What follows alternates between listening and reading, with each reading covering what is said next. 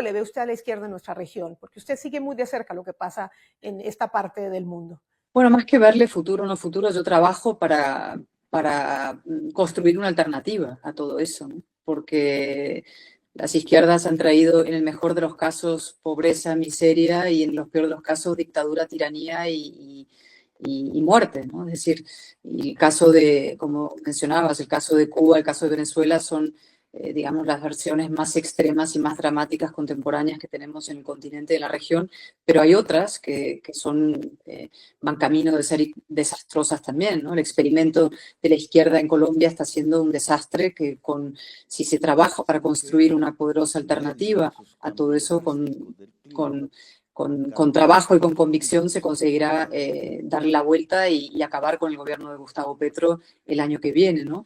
Y lo mismo en otros países. Y hay que distinguir en estas figuras que yo describo mucho, que son los burros de Troya a la democracia, ¿no? Que son figuras que llegan a las instituciones a través de elecciones libres y democráticas, pero que pronto, una vez dentro de las instituciones, empiezan a horadarlas y a socavarlas y empiezan a destruirlas desde el interior, ¿no?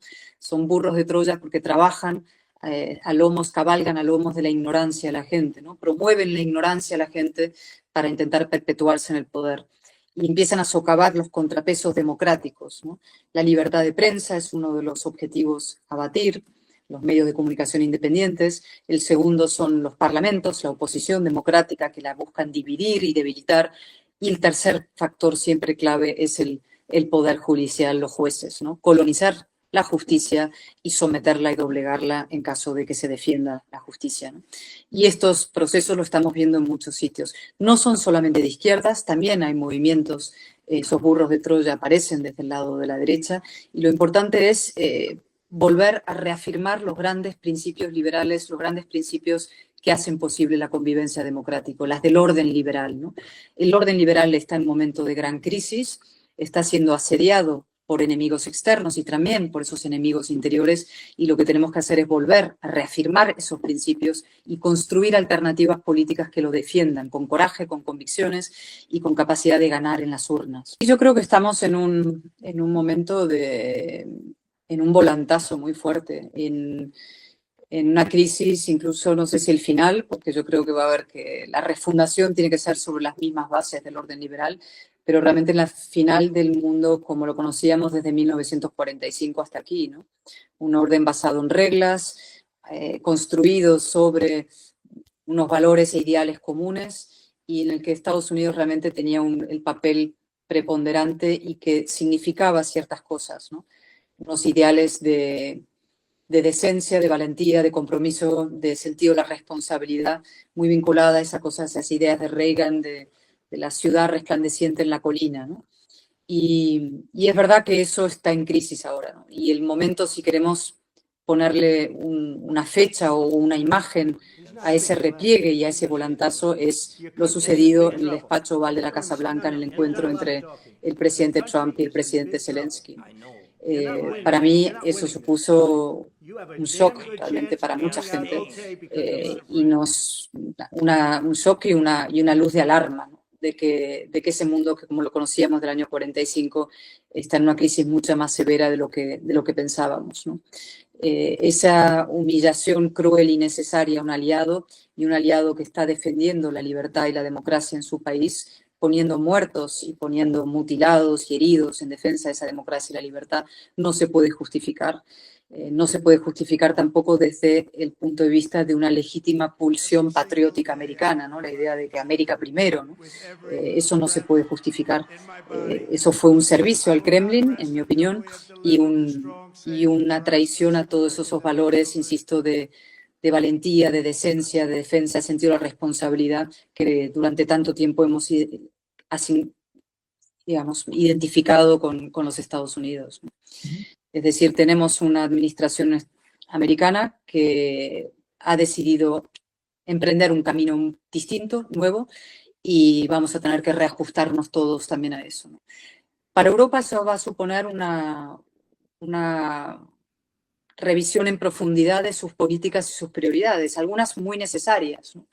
Durante muchas décadas Europa ha estado viviendo una ficción de derechos infinitos y de seguridad gratis prácticamente, y eso no era verdad, ¿no? Va a haber que realmente, como digo, revisar muy profundamente lo que Europa ha estado haciendo y lo que va a hacer.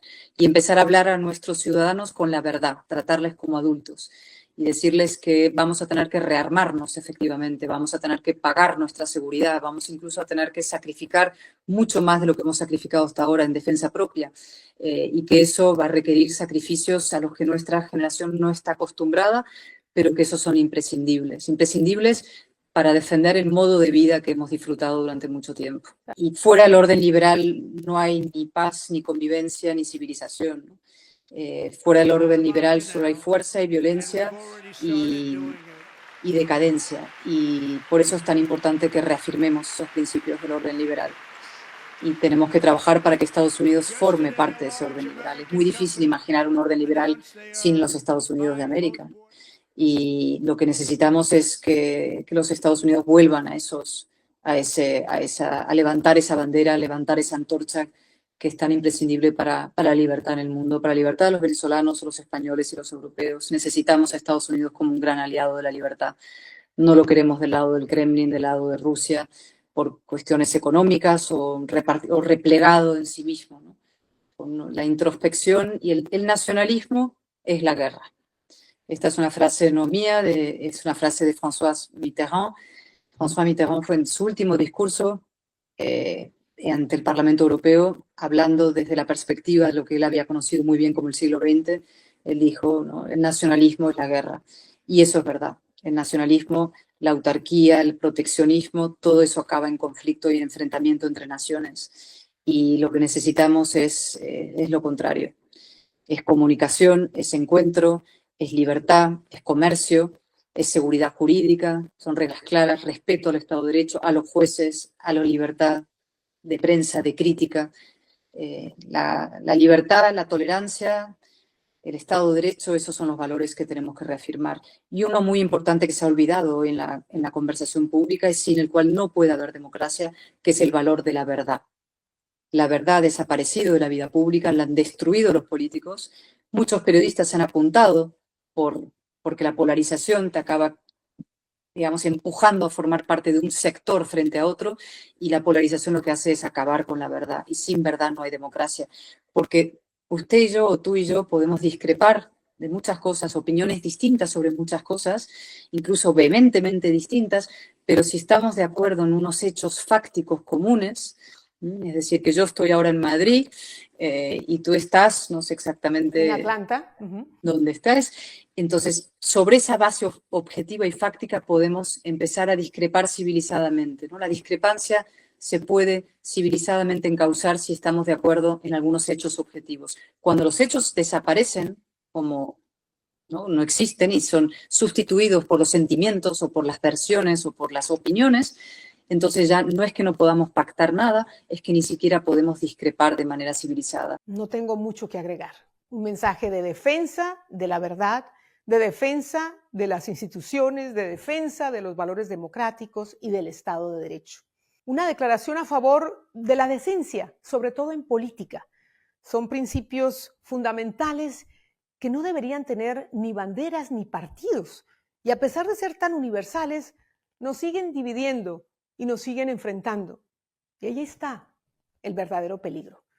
El mundo no se ha puesto de acuerdo para condenar y enfrentar y deponer a las dictaduras, sobre todo esas dictaduras criminales que violan los derechos fundamentales de sus ciudadanos, por el simple hecho de pensar diferente. La comunidad internacional sigue tímida y se ha quedado corta en reconocer una verdad a todas luces. En Venezuela hay una persona que se robó las elecciones y está usurpando el poder, y por lo tanto hay que sacarlo de allí, hay que deponerlo para que se juramente el presidente electo y así se retome el rumbo democrático y por lo tanto se emprenda la recuperación social y económica de Venezuela.